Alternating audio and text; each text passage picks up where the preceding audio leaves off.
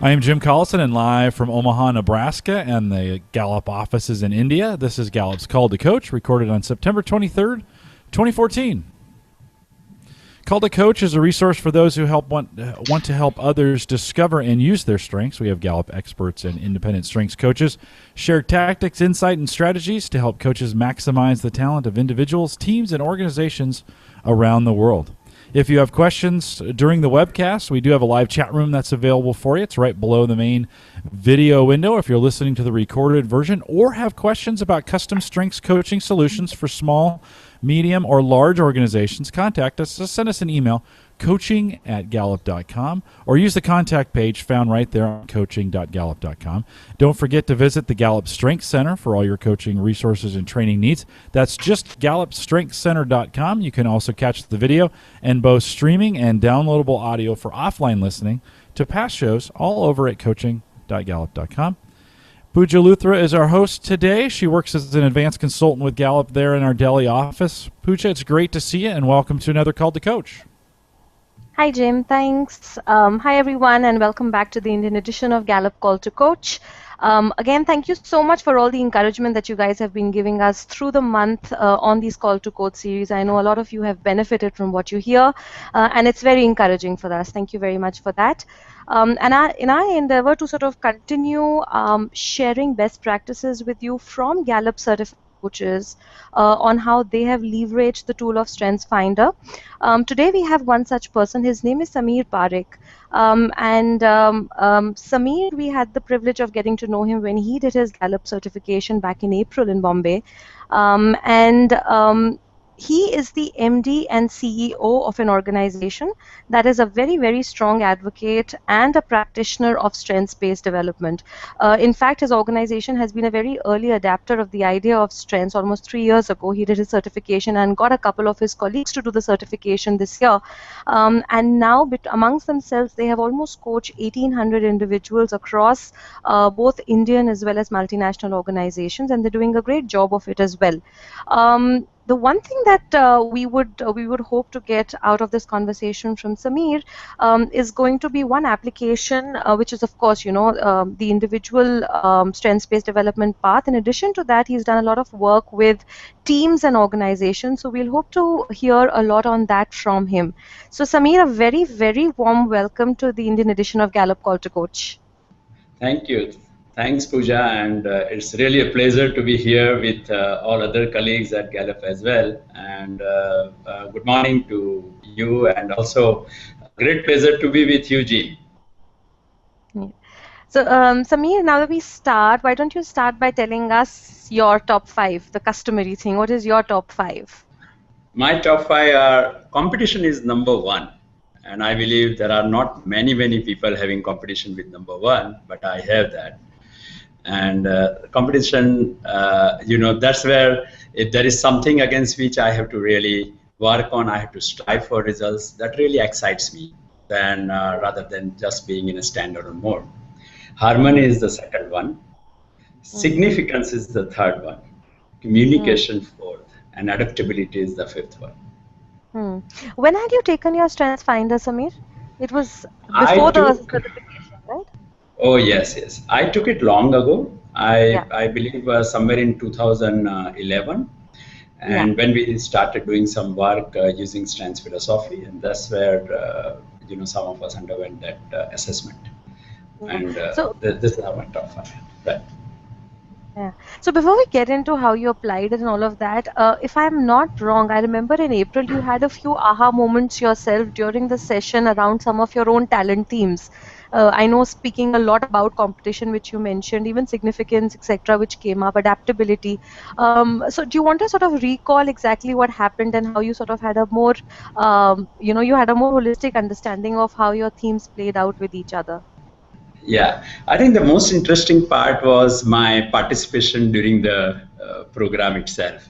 And, during the course when I interacted with others as well as you and other colleagues.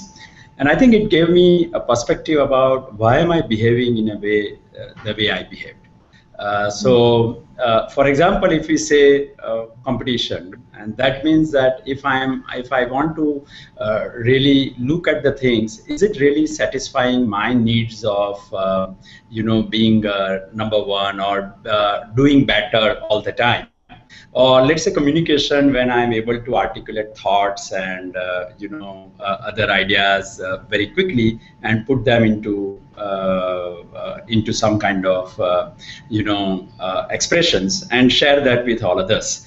Now, when all these things were happening, a very interesting moment came when one of the colleagues who told me that one of the challenges which I was facing, and I got answer from the communication, the harmony and adaptability piece.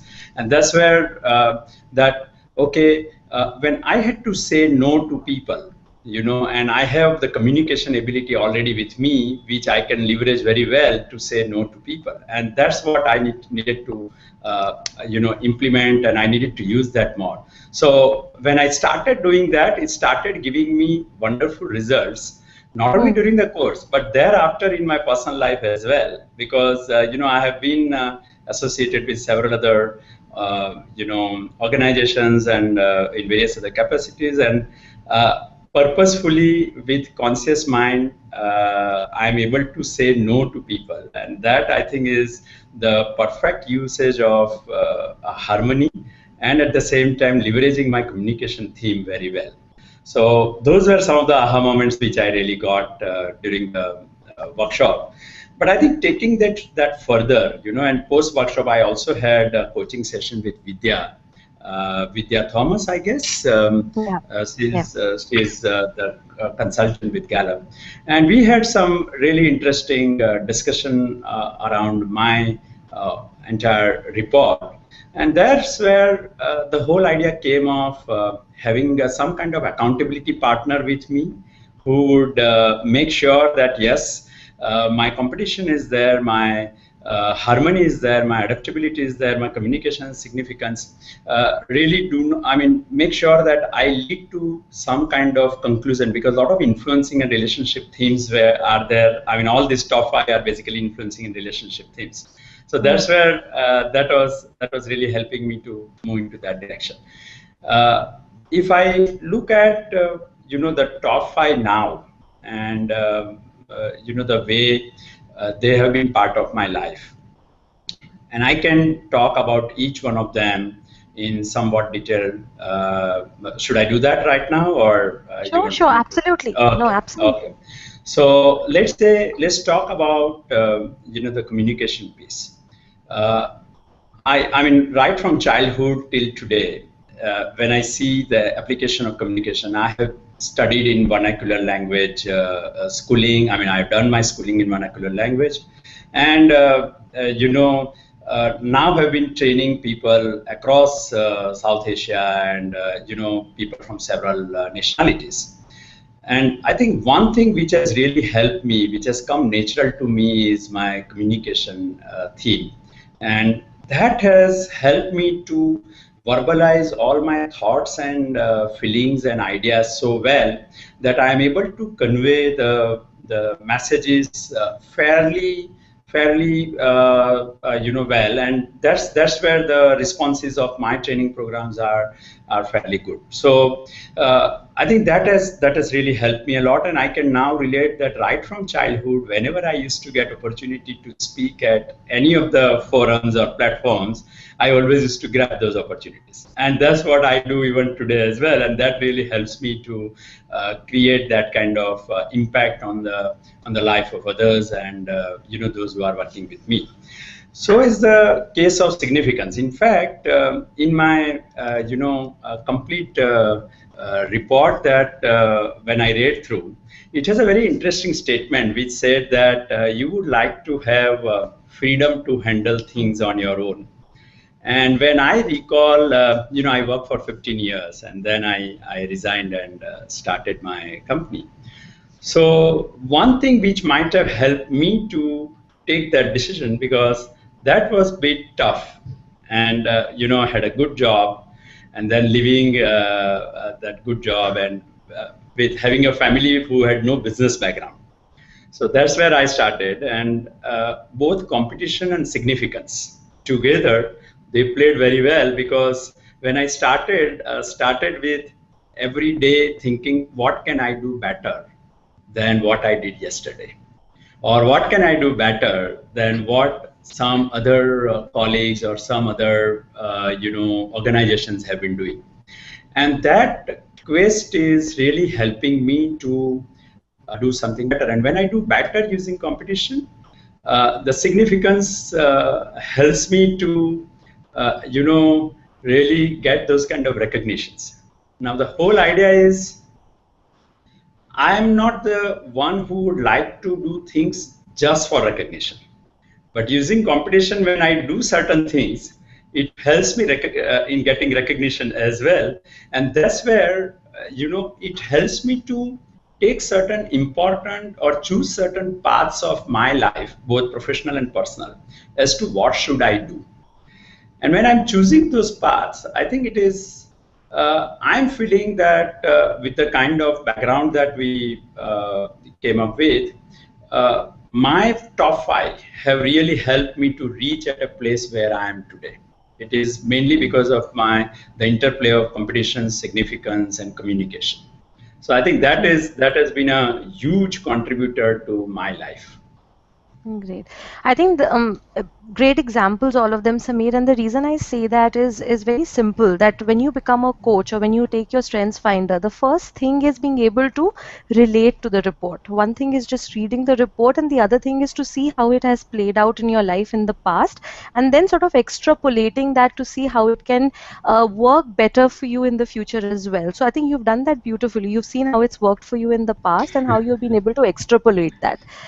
So having said that, I want to take it now to the next level of the extrapolation, that after the self-awareness piece, how has your journey as a coach advanced? I mean, of course, we'll talk about the business as well, but right now I'm more interested in understanding your journey as a strengths coach, which means that using the idea of strengths-based development, how have you been able to impact the lives of individuals to begin with, and then we'll get into organizations. Sure.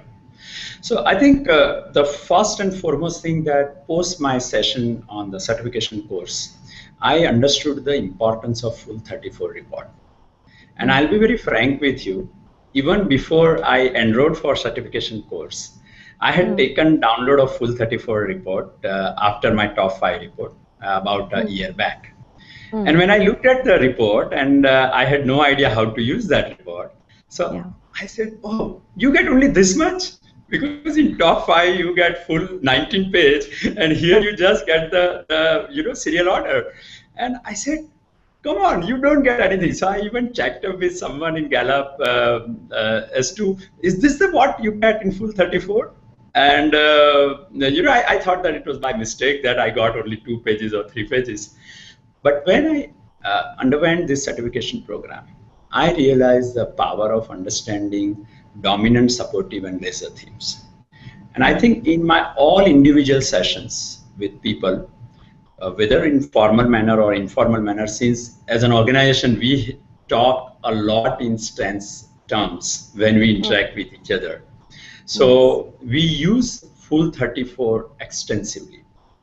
And that has been a fascinating journey, because when I work with individuals, and when the individual is looking at his dominant themes, and this was very interesting interaction that I had with the top management team of one of the companies, and the senior most member with whom I was taking his coaching session, he looked at his top 5, and then he looked at the remaining ones in the dominant ones.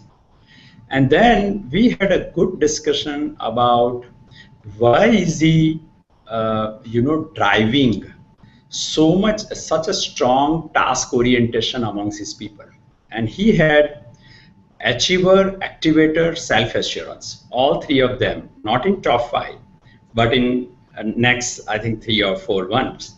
And that's where he also realized as to, the people around him, who would, when they would talk to him, they would always say that the gentleman always used to talk only about the task and how fast we can start and how we can conclude the things. And now with this much resource, we are enough. I think we are ready. Let us start. Let us not keep on building too much of resource. And the confidence with which he would start. I think he got a fairly good idea as to why is he doing like that. As to because he told me, he said, Samir, I had a lot of frustration as to sometimes my senior colleague, he is part of a board. Why is he taking so much time on deciding now whether we should start or not? There is a time where let's start, and I was able to start it immediately, and he would take a lot of time to respond. I'm now getting the answer as to why I'm moving so fast and what thing I need to do with him so that all of us move in the same direction. So as an individual, I would always suggest my take would be to use full 34 report. Although top 5 helps you, but full 34 report gives you much, much better and bigger insight. Like in my case, belief is my number 6.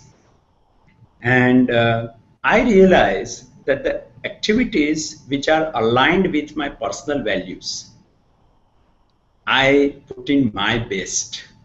Whereas there are activities which are not aligned with my personal values, even if they are required by an organization or by the system around me, I still feel I probably somewhere, putting little lesser than the best. And I think that's where the belief part is playing this huge role in me. Similarly, positivity is something which I can relate to. A gentleman with whom in the same group we were working, and he said, whenever there are challenges with people not performing to the level, his own team members, I always try to give, okay, there must be some genuine reason because of which he's doing that.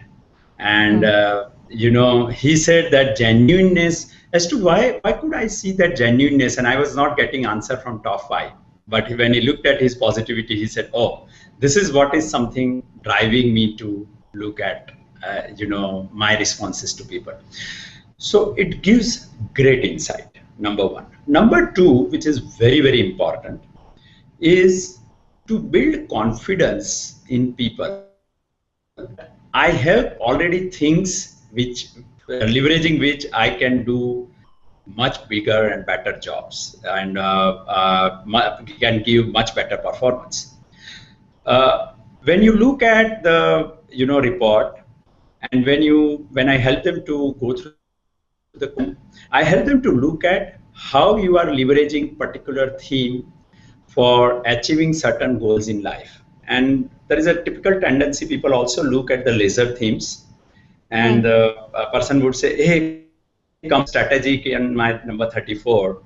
That means, and I'm MD of the company, how come strategic is at number 34? And in spite of that, how come I'm able to take certain decisions? And I think that's where our role as a coach comes, because I helped him to I questioned him and helped him to really reflect. Are there other things which he was using for really developing their strategic perspective? And I think that's where he got a lot of answers. So that feeling that I do not have something got converted into, I have things which are more than enough for me to be successful. And I think that's the power of strengths philosophy of confidence. People, when they leave the sessions, the level of confidence of doing things is higher. You're absolutely right. I mean, there's so many words being used around it. You've said confidence, what I've heard so many times. It's very empowering. It's very empowering to know things that you thought you did not have, but actually when somebody helps you see that you've actually been doing it all along. So it's very empowering, the feeling of confidence, what you're saying.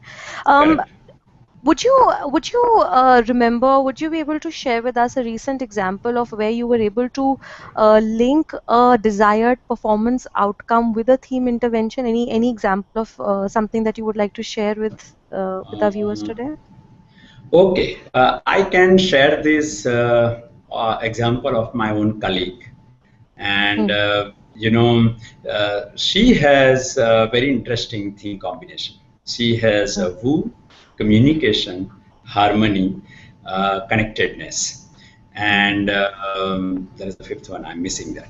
But the most important point in her case is, when she started working with us a few years ago, her interaction was largely concentrating on she would support other consultants, and she would make sure that whatever requirements are there in terms of doing certain back-end activities, she would do those things. Now, over the period of time, when I looked at her top 5, and that's where, now I remember, empathy is the fifth one. So it's woo, communication, harmony, empathy, and connectedness. And when I looked at communication and harmony as well together, I found that because of her woo, communication, harmony as top 3, she would be very good in interaction with clients and building that interface with clients. So I started introducing her to our clients, and she could quickly build a relationship around the clients and make sure that she could touch base with several individuals at client's place, make sure that she could establish that rapport. She could break that ice, which some of others probably were finding it difficult. And she was able to, handle client meetings fairly well. In fact, one of the very interesting difference between my communication and her communication, my communication has a lot of strategic intent. So when I communicate, I see, is there an agenda for me? Is there something for me? And let me then start communicating. When she communicates, she has a lot of relationship, and interpersonal intent in that.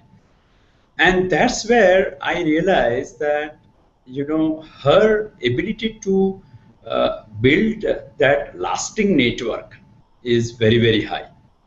And that's where we started,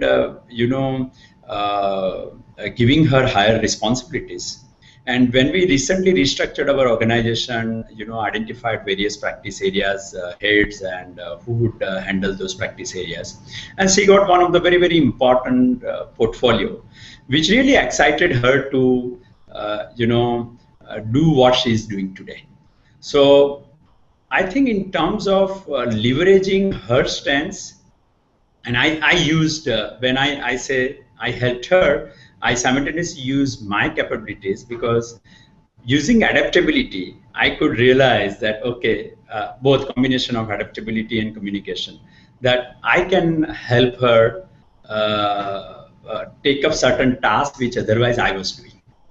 So very planned way of deploying talent themes in day-to-day work, helping me to really delegate few of the things and some of the tasks which otherwise I was not, or I was finding it extremely difficult. I think that's a great example, and I'm glad you brought out that difference in terms of the themes, the communication example that you gave.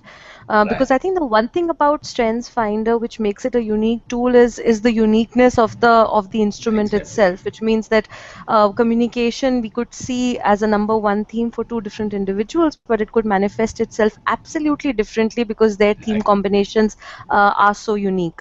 So that's a great example as well.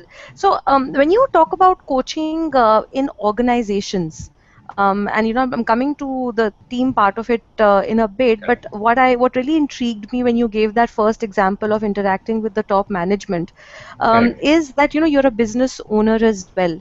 So when you go out there, the one thing which I have heard a lot and probably will have to admit is that sometimes you either have a buy-in for a strengths-based development approach or you don't. You sort of see that you don't understand that why strengths, what is in it for me, and how is it really going to help me, and things like that. So tell us about your experience. I mean, I know you're an early adapter. You're convinced of the philosophy. You're convinced that it's something that will help people in the long term. But how does the convincing work? I mean, what is it that helps people buy into the idea that, look, strengths is the way to go? rather than going through the traditional approach of weakness fixing and individual development plans and things that we traditionally have done in the Correct. name of development. Right. Thanks for asking this question, Pooja, because this is the question I'm facing even today. Okay. And, even after doing so much of work with so many people, people still ask as to why we are not discussing weaknesses. Yeah. And traditionally, we have been always thinking that if we have to improve, the only way to improve is look at weaknesses and fixing those weaknesses. So I think we are able to shift that mindset towards strengths. And I think the experience of working with various organizations suggests that when you start talking about strengths first, people have their eyebrows raised if they are not exposed to this particular philosophy. If they already have idea about the philosophy, then it's a different scenario. But I still come across pretty large number of them who are not well versed with the philosophy, or they have not taken strengths finder test. So their first response is, hey, that's okay. All of us know our strengths. Okay. And then the question we ask as to, can you please tell us about your strengths? And generally, I have come across people talking about functional skills as an example of strengths. So, for example, let's say I'm handling supply chain, and I would say, hey, negotiation is my strength, and I can fairly well negotiate. Or I mean, if I'm handling production, or I'm handling some operations area, and I would say that team management is my strength, right? And that's the starting point. That's where I'm saying that, okay, what is the outcome of this? And starting from outcomes, slowly helping them to using questioning method and further using probing method, helping them to reflect as to what is there in it, I mean, in him, because of which he could drive that good negotiation, or he is able to do better team management. And that's where we found something really good. Just to give you an example, we were doing this offsite with one group of people, and the manager or the head of the department has ideation in his theme, and he and one of his colleagues with whom he was working, there were certain gaps in terms of the way they would look at the same thing. And many a times there were frustrations and frictions on both sides, considering that the person on the opposite side is so weak in this area that he is unable to respond, because his colleague had achiever and certain other things as well. But when we looked at activator, achiever, and there was something else which I'm missing right now. But activator and achiever were very interesting combination. And we saw, now I'm remembering, arranger was third. So these three he was having. And when he looked at the ideas part, when we helped them to understand the strengths philosophy, deploying that, at the end of the offsite, the manager got really good insight as to convert ideas into action. He already has a very strong team member in his team, and he could very well use them to generate some effective output. He also got an idea as to why there are, or in fact both of them got an idea as to why there are frustrations on both sides. And when they started appreciating each other's strengths, I think probably the relationship which they had was at X level has now moved to, I would say there is a delta improvement in that relationship over last 2 months' time that we have been working, and I'm seeing a fairly strong, or the potential bonding getting developed between two of them. When we look at the overall organization, there is one challenge which we also see is organization sold out, or is organization convinced in terms of deploying strengths as a platform?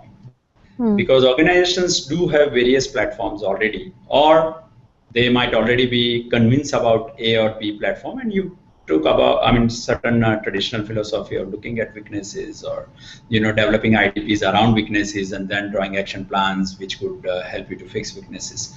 From there, leveraging your strengths and really managing certain inhibiting behaviors. So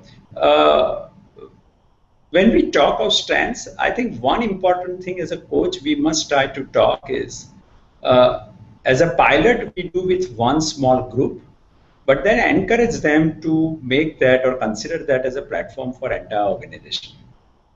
That's where they start talking similar language. They start giving response which is understood by everyone else, and they start getting some reinforcements from within the organization. And when that happens, their faith on strength increases. And when their faith on strength increases, so I'm just saying that you may do pilot with a small group, but then quickly make an effort to push organization to consider that as a platform for entire all groups of people, so that they start leveraging, recognizing, understanding each other's talent themes fairly well. And I think that is giving them much better output. To give you an example, with one organization where we are working, and we are right now doing some project which is completely different and not really any strengths-based L&D or OD intervention. We find individual discussions during a focus group discussions or interviews using talent theme terminology in saying why I'm saying certain things. I think that's a huge advantage, because it builds a lot of positivity for people around them. And I think that's how I would suggest that you look at the organizations when you look at coaching, introduction of coaching in organization using strengths-based philosophy. I absolutely agree with you. I absolutely agree with you, only because even at Gallup, what we say is that strengths is actually a new language. It's a language that people talk, and then assuming or hoping that a small group of people within a larger organization would talk this language and the rest will not, may not be the best way to go. So there has to be some logical approach into introducing the concept to the entire organization. And I absolutely understand what you're saying, because Gallup's own culture is like that. We talk the strengths language. We talk to each other because we know what each other's talent themes are, and it is always, like you said, the relationship between the manager and his team member, there's a delta improvement in it. I would say it's actually a huge improvement, because you start viewing each other with a whole lot of kindness, with a whole lot of appreciation for what they're bringing to the table, rather than viewing it as like a basement, what we spoke about, that everything is, and it is just 2 months time, Yeah. Exactly. So that's transformational, and we see that happen. So that's the beauty of strengths, of course. So that was a great example on powerful partnership, so to speak. That here is a person who's higher on ideation, and he's discovered another person who's high on activator achiever, and the two combined together can actually help put ideas into actual actionables. Action, and take it to its logical end as well. Yeah, absolutely. Any experience, Samir, with working with teams together, which sort of has helped transform the way a team becomes a strengths-based team? Yeah, and I would like to give one example. We have done work with quite a few teams, but this particular team, and I'm quite excited to share, because the company already had a vision. Company already had, and all of us have our KRAs and KPIs in place. Every year we have annual budgets, and our targets, and everything is in place. Now those are numbers, and those are results. Now there would be certain process which will help people to achieve results, and leveraging strengths philosophy, how we help team to look at the process and take certain action on those process. So we looked at when I'm looking at this particular team, they had a company vision. Then we started discussing with entire team, and we did 3 things. Number one, we help them to understand collectively what is their identity in achieving that vision. So some kind of group identity as to what is there which is helping them to achieve that vision. This is number one. Number two, that when we started working with them using strengths philosophy, and they had a common vision, which is how we have to take strengths-based teaming approach, that we help them to build that shared identity. Then they moved on to understanding each other's strengths and how they could leverage those strengths. So they came out with 4 different priority areas. And those priority areas they came out with to address certain issues, certain areas in such a way which would help them to achieve those KRAs and KPIs which they get every year. So these are priority areas more in terms of processes. So they came out with those priority areas, and that helped them to, in a way, some kind of tool set. And as a team, they understood that, okay, if we do these processes and these priority areas we focus on, it will eventually help us to get those results which are part of my KRAs and KPIs. Now, when the third aspect also became very, very clear to the team, and that is now I'm introducing the whole concept of talent filters as to how and why we look at each other in a particular manner the way we were looking at. So we have expectations, we have certain times, we have the way we see the things, the way we deal with the situations, the way we handle information, why are we looking at certain things. And that gave huge insight to the team. It was a small team of just I guess 11 members or 11 members, and the team today is in the organization is considered as one of the best teams because of the ability with which they are able to demonstrate their interdependence. And I think that's the key as a team. If you can help them to reflect on power of interdependence, you achieve that goal. And I think that's what our work with the team helped us to achieve. Great. Again, great examples about the teams, Samir. And I can't tell you, I mean, I'm just actually going back to a conversation we had a couple of months back with Rebecca. And we were talking about the same idea, and I'm sure Jim would remember, the same idea of strengths-based development in context of students and young people.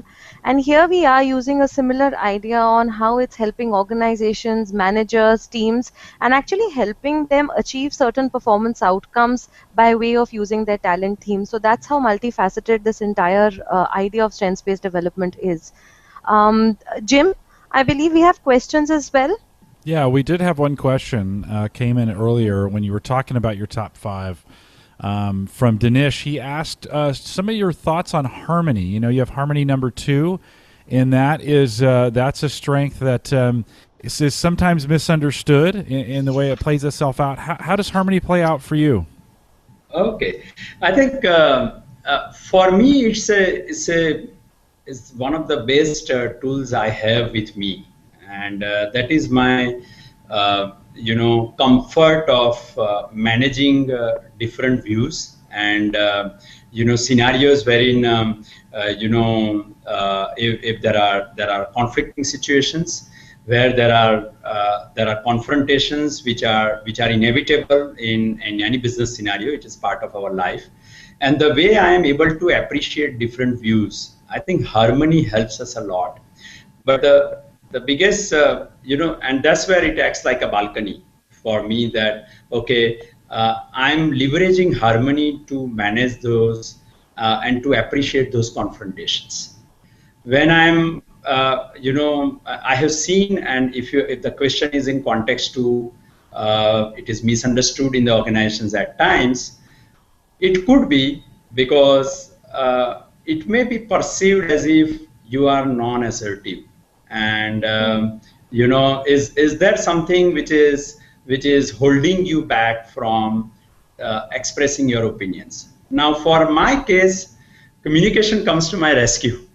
So, that particular, communication and belief and positivity backing up these things. So, I have belief in my dominant number 6 and positivity is 8, I guess. So, it is helping me a lot in terms of putting forward my views and my ideas.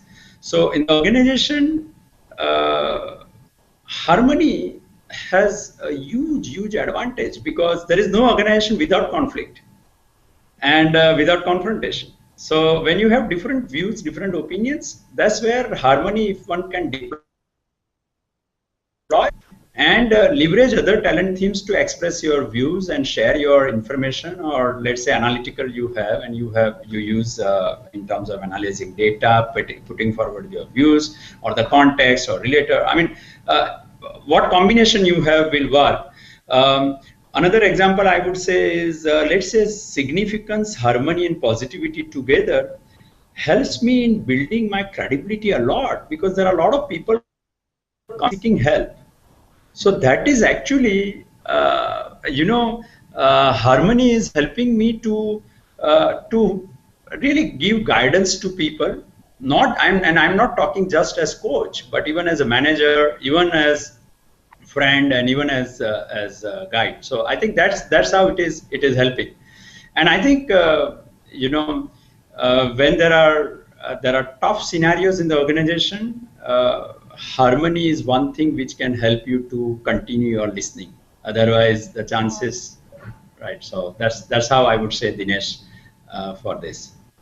I think, Samir, what you've added is a great perspective, because a lot of times if someone was to just go through the all 34 report, the words that you see there, I mean, for the, it's a limitation of the English language also. A lot of words are just plain English words. However, when you talk in context of talent, themes and strengths, they have a different manifestation. And I firmly believe harmony is one such. Even communication to that extent is one such word, where the meaning is much more than the word itself, and B, when it combines with some of the other talent themes, you get to know exactly what the needs of this person are who's leading with, let's say, a harmony. So I tell everyone, I mean, just assuming just because a person is high on harmony, this person is going to be, easy to sort of convince and things like that is not really true, because a person high on harmony's biggest motivation is, I do not like conflict because I don't believe it's productive. They want to get it over with. It's not that I don't like conflict just because I don't want to fight, but I don't believe it's productive. So let's just get over it. So I mean, that's a great example. Thanks. Jim, any further questions? Any more questions around that? No, there are some of your team are out there in chat, so the pressure's on. Hopefully, everything you said has been the truth, and they will tell us if it isn't. They are going to now.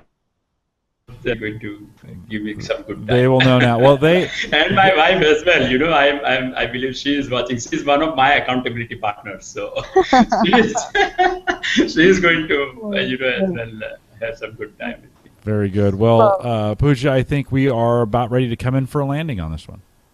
Absolutely. Samir, anything else? Any before we sort of log off? Any in terms of a tip or a technique as a businessman who's based his business on strengths-based development, or as a coach that you'd like to share? Any one or two last things before we log off? Yeah, I think the biggest thing in strengths philosophy is people like that, but we will have to work with them to build their faith on this philosophy. And I think that's the journey during which, as a coach, if we don't leave them all alone, and if we really become persuasive, we really take them through that logical end of developing faith on the philosophy, I think that's where it works. So I would just say that be consistent in your approach, be persuasive, make sure that you are taking or helping people to take it to its logical end. So, you will face some speed breakers, some challenges in terms of people appreciating the philosophy, but not able to deploy that. And that's the journey which I think demand some kind of involvement and constant handholding. So have that kind of faith as well in yourself and on the process, and continue to take that in future. All right. Let's throw one more question in though before we go, because the chat room is demanding this. They said, what are the steps to sustaining the strengths conversation in the organization? What are a few steps to sustaining? Okay. You find out work, ideas, tasks where people are deploying those strengths, and you use that terminology in your day-to-day life. Now that's a big move in the organization. It takes its own time, but when people start talking in their regular normal meetings, for example, when I have a colleague who would say, hey Samir, I have ideation, why are you not using that when you want some ideas for this program? Now when that is happening, or I have when I have to handle some difficult challenges on people front, I have another colleague who has empathy fairly strong, and I leverage her. And when we start talking in that language, that hey, you have empathy, why don't you help me in this? Now some of those things are really helping all of us to take the strengths conversations in the organization becoming way of life. So I think that's what it has to become, part and parcel of our day-to-day life. If it is only during training sessions or only during coaching session, then I think we are limiting the power of this entire philosophy. Okay. I think which is true for a lot of things also. I mean, if it becomes event-based, and we talk like that about employee engagement as well. That's another big practice that Gallup has. And we talk about engagement. We think it has to become a way of life. It becomes event-based, then chances of sustainability or chances of people seeing what's in it for them is fairly limited. So it has to become a way of life, and that's exactly what we do when we train coaches to be Gallup-certified coaches, trying to see how we can, not just stop at naming the talent themes, but going from naming to claiming to aiming things, and seeing performance outcomes as a result of theme interventions. Correct. Thanks, Samir. Yeah. So, Samir, as we wrap this up, if folks had additional questions for you that they wanted to ask you, maybe off, outside of this webcast, how would they get? What's the best way to get in touch with you? They can get in touch with us on our website. All contact details are given. It is www.nimspl.com, or on my cell number, which is 9825252585. Oh, you're a brave man, giving your phone number out on the I love this conversation. Therefore, I'm gonna call you on the way home tonight as I'm making. As long as it is about strengths, you are most welcome. That's right. You can make sure I make it home tonight. In fact, Tim, you are most welcome for anything, but I'm just saying all of this. Very good. Well, we appreciate you coming out, and Pooja, thank you as well for making another call to coach. I'll remind folks that to take full advantage of all the resources that are available through the Gallup Strengths Center, all these things that we talked about, as well as a bunch of free resources available for you. We do have some videos out on our YouTube page. You can take a full advantage of those two sites, GallupStrengthsCenter.com as well as coaching.gallup.com. And, of course, if you have any questions for us, you can send us an email, coaching@gallup.com. And we want to thank you for coming out this afternoon or this evening here in the United States. And we wish you the very best. Thanks for coming out and joining us this evening.